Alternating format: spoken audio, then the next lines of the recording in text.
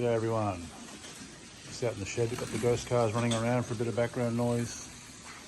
Got the printer printing out a new pit gantry for the new pit complex I have in mind for when I get around to building a new track. So hopefully it's as good as I envisioned and it'll be pretty spectacular. And I've got the Revo Porsche on the bench that's completely pulled apart. One of the top tuners in Q32 said to me he completely strips his Revos back to bare and rebuilds them, and he gets a pretty good car once he's done everything to it. So I'm using his tips, and if I can get it to go half as good as his, I'll be pretty happy. I've also got the fellas on YouTube in the background, listening to them talk.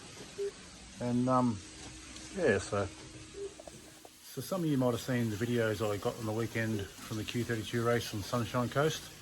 There was some really good racing that day, and the first class was the 124 Merits, and they're not the fastest class list of cars that they race, but the racing is always good and close.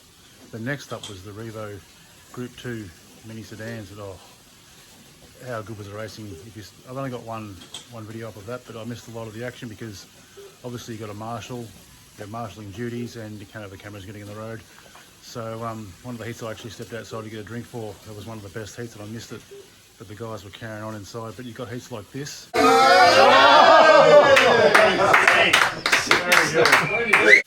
The excitement builds right up and something happens, and it's just really good racing. And if you look at the results, 5 people finish on the same lap. PW the clear winner, but the next 5 places, 2nd to 6th, finished on the same lap.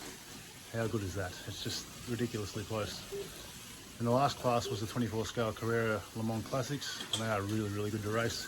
A lot of people say they're slow and they're boring, but when you turn the voltage up, and they're quite punchy and they're very fun to drive. The amount of different liveries Carrera have made in the 24 scale Le Mans Classic series is just beautiful. Unfortunately, on the day we had a lot of cars with the same livery, which is the latest model 917K, including myself.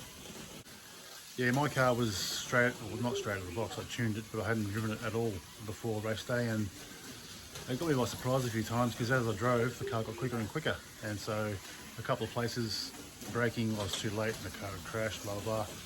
But really good fun. And the Revos, well, my car was a big letdown. Had a failure in the second or the first heat, I think it was. The rubber sleeves that go over the body posts somehow failed, and my car kept dropping screws. I fixed it once, but then it just kept happening again. So Chris lent me his car and I continued that way. But just Revos was such a good class. As you see the results before, just such good racing. Looking forward to the next round, which is in Brisbane, which is a track I haven't run on yet. Apparently it's the Mr. Tracks track. But I'll hopefully get some footage from that day, and we'll get that up on YouTube for everyone to see. Thanks for watching. Back to this Revo build.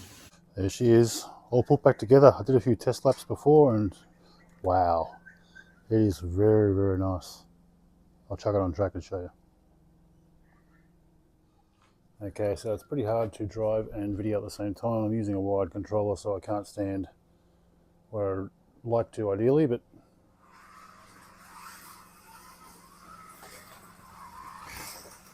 one more thing to do to the car, and I will give it a test run tomorrow on Suzuka at Cole's house. But yeah, pretty happy at the moment.